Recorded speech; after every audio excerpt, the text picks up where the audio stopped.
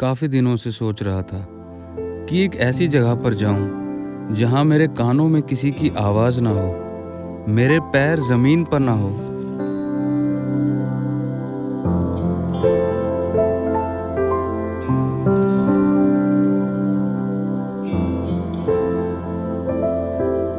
मेरे पैर ज़मीन पे ना होकर हवाओं में हो।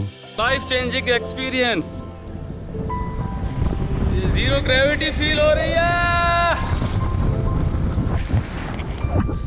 Good morning Delhi.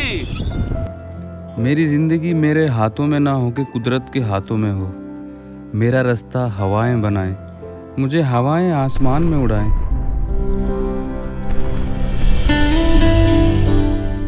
बीर जो दिल्ली से 488 किलोमीटर और कांगड़ा से 65 किलोमीटर है।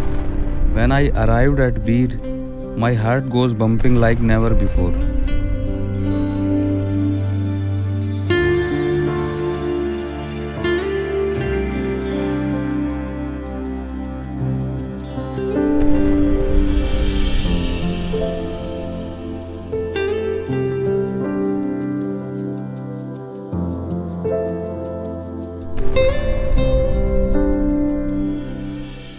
यहाँ की हवाओं में चाय की पत्तियों की खुशबू के साथ बुद्धिस्टों के मंत्रों का जाप भी है।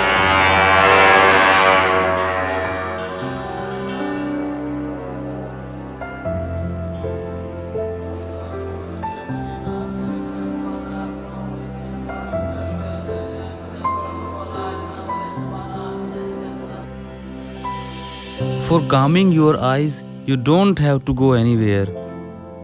Just look outside from your window and that's it. But I decided to explore some places.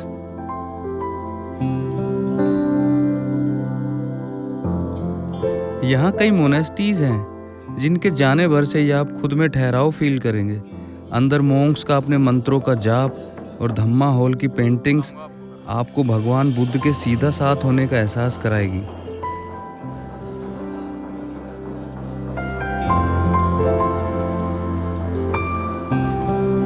यहाँ की गलियों में अलग ही कामनेस और ठंडक है। इस ठंडक को और बढ़ाने कुछ और पैराग्लाइडिंग के शौकीन लोगों के साथ अभी जा रहे हैं पैराग्लाइडिंग के लिए। और फुल गाड़ी है हमारी।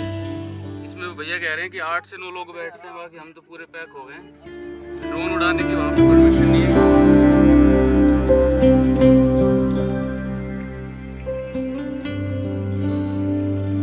मैं निकला बिलिंग के लिए, जो टेक ऑफ साइट है यहाँ की। 10 किलोमीटर की सुंदर और टेढ़े मेढ़े रास्ते के बाद हम बिलिंग पहुँचे। आपके दिमाग और पेट में हलचल करने के लिए बस दूसरों को उड़ता देखना ही काफ़ी है। और जब मैं हवा में था उस लम्हे को शायद शब्दों के जरिए बताना मेरे बस की बात नहीं है। You just feel amazing and thankful for your mother nature and your pilot which makes this happen for you. Vikram भाई मेरे पायलट हैं, जबरदस्त उड़ा रहे हैं। इससे पहले मैंने एक बार की थी, तब मैं डरा हुआ था, तो मैंने जल्दी उतरवा दिया था कि भाई उतार दे। लेकिन विक्रम ने आते ही मुझे कॉन्फिडेंट कर दिया था। ऐसा लगा मेरा खुद का ही भाई उड़ा रहा है, तो कोई डर नहीं है आज। ये बहुत ही परफेक्ट वेदर है ऐसे डांस करने के लिए रिच पे। ठीक है, इसको रिच डांसिंग, रिच सोरिंग बोलते हैं। स्क्रैचिंग भी बुलाते हैं ऐसे।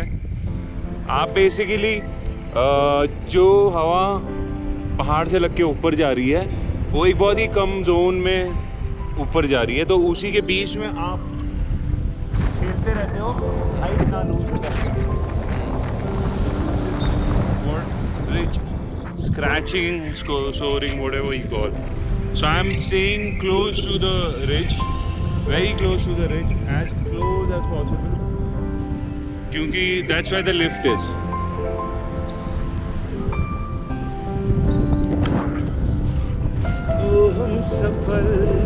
चाहे आप जितनी भी देर हवा में रहो, जितनी भी देर, आपका मन सिर्फ एक ही बात दोहराएगा, बस कुछ और पल।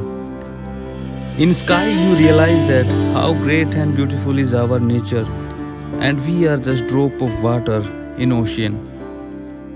और सागर को भी छोटी छोटी नदियाँ और झरने ही भरते हैं। सो आई डिसाइडेड टू सा वेंगूर वाटरफॉल। बस 5 ही किलोमीटर था बीर से। बट रास्ता सुंदर कहानी व सपने जैसा। 1 किलोमीटर का ट्रैक और रास्ते में बहुत सारी छोटी छोटी चट्टान और पानी का रास्ता जो थोड़ा मुश्किल तो था। ऊपर ट्रैक पे नदी है, तो नदी तक जाने के लिए कैमरा नहीं निकालूंगा, वहीं निकालूंगा। स्लिपरी है जो भी कुछ है। चलते हैं वाटरफॉल की तरफ। इजी इजी, चलो चलो शाबाश।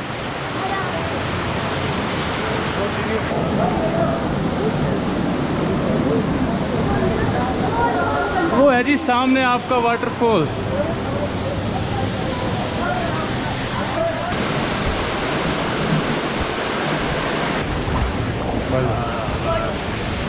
Thank you. बट वाटरफॉल को देखने के बाद लगा इसके लिए तो ये सब जायज था।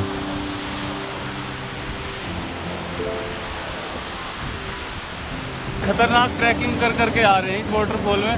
अब जाके नहाना तो बनता है इसमें। रास्ते की थकावट को एक डुबकी ने उड़ा दिया। ऐसा लगा जैसे सीधा भगवान शिव के दर्शन हो गए।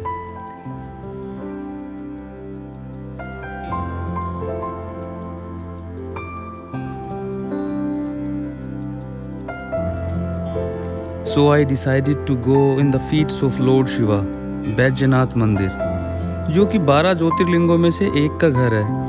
वीर से बैजनाथ का रास्ता फिर से आपको खुद को भूलने का मौका देगा। ये नैरो ब्रिज की ट्रेन है यहाँ पे, जोगिंदर नगर से आती है। नैरो गेज ट्रेन का रास्ता जैसे ही दिखा, सोचा क्यों ना यहीं पे रुक के हवा में उड़ा जाए।